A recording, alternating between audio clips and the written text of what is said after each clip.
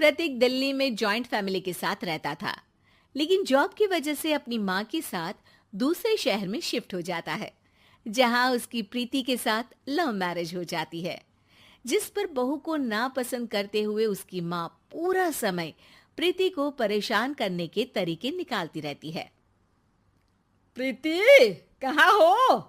सुबह का नाश्ता दोपहर में खिलाओगी क्या? इसमें प्रीति और प्रतीक ऑफिस जाने के लिए तैयार हुए कमरे से बाहर आते हैं, जिसे देख सास प्रीति पर भड़कने लगती है। महारानी, तुम सुबह सुबह तैयार होकर घर का सारा काम छोड़कर कहाँ चल दी?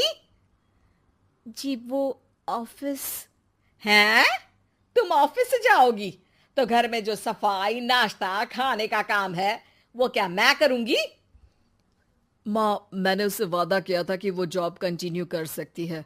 अरे वाह जी वाह, दोनों आपस में सलाह कर फैसले ले लिए।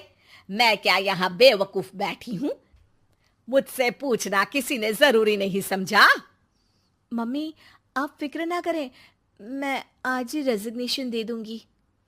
प्रीति ऑफिस के लिए चली जाती है और अगले दिन से जॉब छोड़ घर के कामों में लग जाती है, लेकिन साथ ही उदास भी रहने लगती है, जिसे देख प्रतीक को अच्छा नहीं लगता। मुझे पता है तुम्हें अपनी जॉब कितनी पसंद थी। आई एम सॉरी प्रीति। अरे कुछ नहीं होता, बस मम्मी खुश रहनी चाहिए। अब प्रीति अपनी सास को खुश करने और उनका दिल जीतने की जी तोड़ कोशिश करती रहती है, पर सास कभी उससे सीधे मुंह बात तक नहीं करती। इसी तरह दिन बीतने लगते हैं। एक शाम प्रतीक ऑफिस से परेशान घर वापस आता है। माँ, चाची का फोन आया था। दादी की तबीयत बहुत खराब है, हमें दिल्ली जाना होगा। पति की बात सुन प्रीति तो पैकिंग शुरू भी कर देती है, पर माँ वहीं बूत बनी खड़ी रह जाती है। लगता है मम्मी अपनी सास से बहुत प्यार करती हैं, तभी उनके बीमार होने की खबर सुन शॉक में आ गई। ये प्यार नहीं, परेशानी है। तुम तो ऐसे सोचो कि अब से जब तक दिल्ली में हो तुम्हारे अच्छे दिन शुरू। अच्छा, ऐसा क्या है दिल्ली में? वो तुम्हें कुछ ही घंटों में पता चल जाएगा। सास के रिएक्शन और पति की बात से कंफ्यूज्ड प्रीति दोबारा पैकिंग में लग जाती है, जिसके बाद कुछ घंटों का सफर तय कर तीनों दिल्ली पहुंच जाते हैं, जहां घर के अंदर पहुंचते ही लोगों की भीड़ देख प्रीति परेशान हो जाती है। हे भगवान, इतनी भीड़! प्रतीक, कहीं तुम्हारी दादी को कुछ हो तो नहीं गया ना? पागल, ये भीड़ नहीं, मेरा परिवार है। क्या? इसे तुम परिवार कहते हो? अरे इसे तो जिला घोषित कर देना चाहिए। तुम्हारा परिवार का तो अपना पर्सनल बिग बॉस बन सकता है।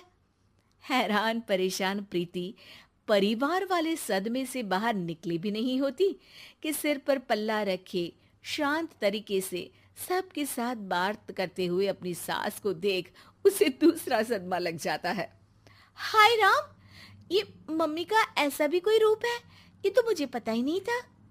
ये तुम्हारी सास का ससुराल है। तभी प्रतीक की बहन बोल पड़ती है। यहाँ आपको ऐसी ऐसी चीजें देखने मिलेंगी जो सपने में भी सोची नहीं होंगी। हाँ, ये कुछ दिन तो बहुत इंटरेस्टिंग लग रहा है। सब एक साथ दादी के कमरे में जाते हैं, जहां पहुंचते ही उसे दादी की आवाज सुनाई देती है। क्यों रे, सास से मिलने की फुर्सत मिल गई? दूसरे शहर जाकर छूट क्या मिली? तुम तो भटकता पंछी बन गई। इतने समय में ये तक नहीं पूछा कि जिंदा भी हूं या मर गई। प्रीति की सास अपनी सास के पैर छूती है। अरे कैसी बात कर रही हैं मम्मी, आपको तो मेरी उम्र भी लग जाए। अरे बस कर, ये झूठी उम्र देने वाली बातों का दिखावा ना कर। तेरा बस चले ना तो जो मेरी बची कुची जिंदगी है वो भी अभी खत्म कर दे। अरे बहू कहाँ है? इस पर सास प्रीति को दादी से मिलवाती है। दादी प्रीति को बहुत प्यार देती है। क्यों बहू, तेरी ये सास परेशान तो नहीं करती ना? अगर करती है तो अभी बता दे, मैं इसकी क्लास लगा दूंगी। अरे कैसी बात कर रही हैं माँ जी, भला मैं क्यों किसी को परेशान करूंगी। प्रीति अपनी सास का ये रूप एंजॉय कर ही रही होती है कि तभी चाची वहां आकर प्रीति को अपने साथ ले जाती है। सास की क्लास लगते देख जो खुशी मिल रही थी वो तुम्हारे चेहरे से साफ पता चल रही थी, इसीलिए ले आई, क्योंकि अगर उन्हें पता चल जाता तो तुम्हारी खैर नहीं थी। थैंक यू चाची जी। चाची और प्रीति घर में झूले पर बैठी बात कर ही रही होती है कि उसकी सास भी वहां आ जाती है। मतलब यहाँ सारा काम मैं करूं और तुम बैठी हंसी ठिठोली करो? अरे चलो जाओ खाना बनाओ। सास प्रीति को डांट कर काम करने भेज देती है, जिसे दादी देख लेती है और एक बार फिर सासू माँ की क्लास लग जाती है, जिसे पूरा परिवार मजे से खड़ा होकर देखने लगता है। क्यों रे, मैंने तुझे काम बोला और तू उस बच्ची को परेशान कर रही है? सास की कोई इज्जत रह गई है इस घर में या नहीं? यहाँ खुद की सास होते हुए भी ज्यादा बड़ी बन रही है। अब नहीं मम्मी जी, मैं तो बस थोड़ी मदद के लिए बोल रही थी। सास रसोई में जाकर काम करने लगती है और दादी प्रीति को लेकर वहां से चली जाती हैं। इसी तरह एक हफ्ता बीत जाता है, जिसमें दादी अपनी बहू को डर, इज्जत और प्यार का फर्क समझाती रहती है और प्रीति उसका मजा लेती है। वापस जाते हुए दादी प्रीति और उसकी सास दोनों को अपने पास बुलाती है। मेरी बहू जिद्दी और अड़ियल है, इसलिए उससे हमेशा सही काम करवाने के लिए मुझे सख्ती करनी पड़ती है।